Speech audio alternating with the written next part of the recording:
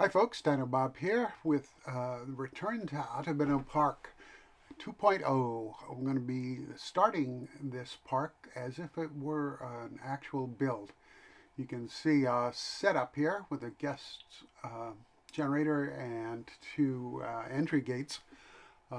Very simple stuff, and at the beginning treating it much like something like Planet Zoo where you kind of throw things down until your money builds up.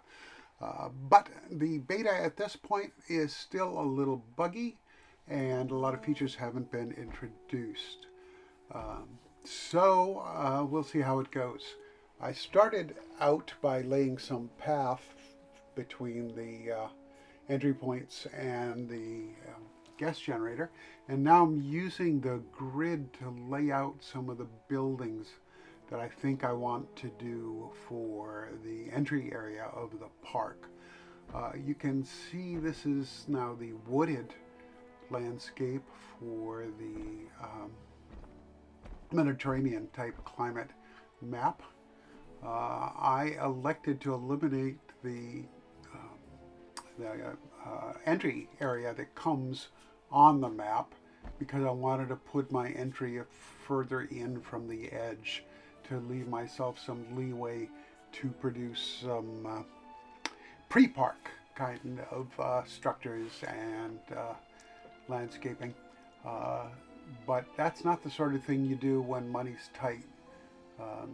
So you can see me here flipping path around so my brick lines up.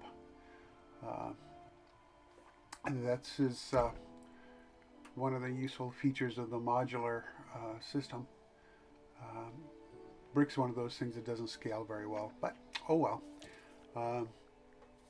So the idea here, I'm thinking I'm going to have my guest services building, and on the other side I want to have a moderate sized gift shop in a traditional zoo exit kind of position where folks can go to the gift shop and then leave the park. And I want to combine this with a cafe kind of area, mostly that on the pre-park side of the entry area, and do an early version of that. I'm trying to gauge how much space I want to do there. I know this stuff's not terribly exciting, so let's move through that a little faster. So as the screen speeds up a little bit here, you will see me putting down a couple of the modules. Much like throwing down those corrugated shacks in Planet Zoo, these give you the functionality of the building, and I'm not worrying at this point making it look good. So that's one each of the gift shop modules there, and now I'm throwing down two of the T-Rex cafe modules. I'm working out how big these things need to be through the course of this while I do it. So you'll see me fussing a bit. And then the paths go down, working out where I'm going to throw things. You can actually see two aviaries there in the distance. I kind of skipped over plopping those down.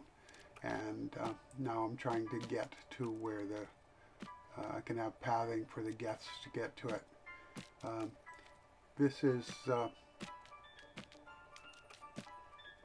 somewhat problematic at the moment in beta because although we can save the park as a whole, we lose the formatting in the aviaries and we lose the animals in them with every save. That is going to change for sure, but at the moment it's a little frustrating, and it does complicate the attempts to try to treat your park like you're having to build it with a budget.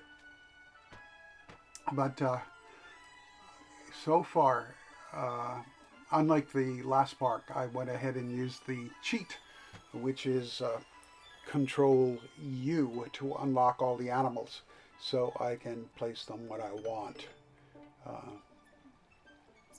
You can see here I have put animals in and picked the habitat for them. This is Microraptor.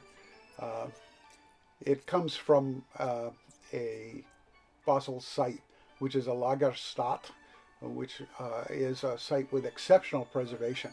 So this animal would be as sort of a good choice for something that might have given enough DNA to recreate it. Yeah, you can see me fiddling there to do the shot that is the thumbnail for this episode. So, playing with little plants, I wanted to add some more plants to the building, and now we're going to get into the building mode. I think you all know the basics of building, and I'm figuring out the building as I go along here. So that's a recolored concrete element, and I put power down there because power is required to do things like breed your animals in the nursery. So even though this is going pretty fast, I think we can stand to see it go faster. And away we go at much more compression. The idea here is a walk-through building. Defined paths, obviously, for the guests. This is a pretty small animal. You really wouldn't want to mess with it, but it's not going to want to mess with you either. So they would generally stay away from the guests. And if this were a real zoo, there would be likely an attendant in there to make sure people don't get too close to the animals or try to feed them or any of those other things that make it not good for the animal. So I am building an airlock area on either end of this.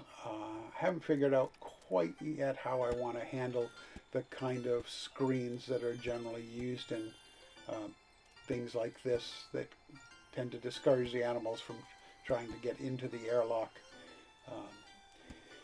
And possibly from there out into the park, because we don't want that happening with our animals. Not that these will in game, because they're locked into their aviary space even when you take away the walls. But in the real world it would be a consideration, and that's something to think about. So I want it largely visible, well, not visible, but the animals inside would be visible to guests passing by outside the building. I know there's no paths there yet, but I have things in mind. And you see the second story there because I've added taller trees to make the environment a little more immersive. And off we go, putting a roof on it, or at least starting a roof on it.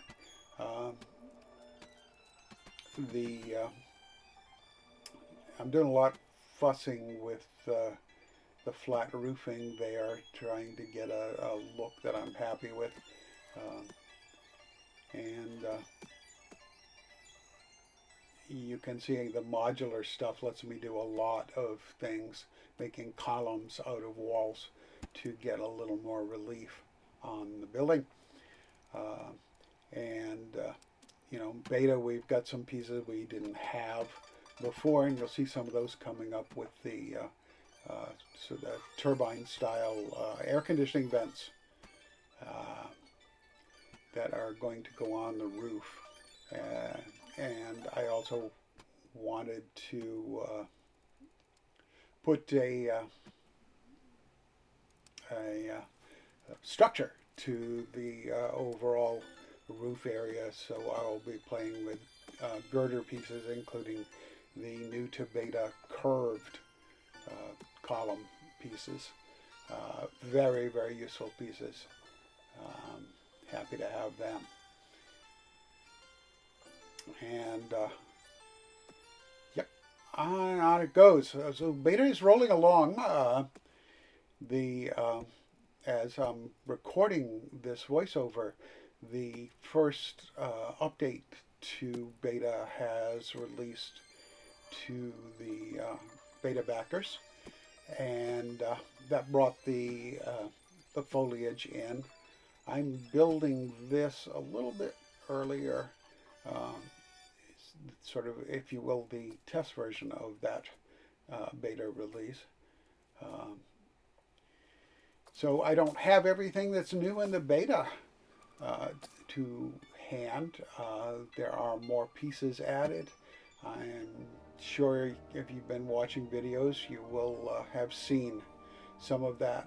And now we jump to look at the finished building and also that path going around it. The idea is this is the entryway to the Cretaceous area of the park.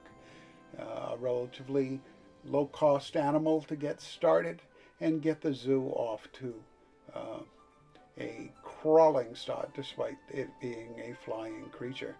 So walk through past the recolored brick in the vestibule, and there's a immersive sort of environment for the people who go in here. I could have spent more time on this, but I had other things I wanted to get into and build in the hopes of getting further ahead, and also just playing with this stuff, because it's great to have this game finally in beta.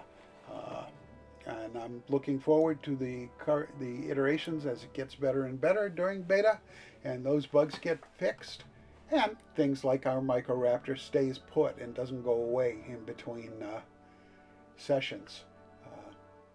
So that's it for today. I will be bringing more of this build for Atebeno Park 2 in the upcoming days and weeks. But that's it for today. Thank you all for stopping by.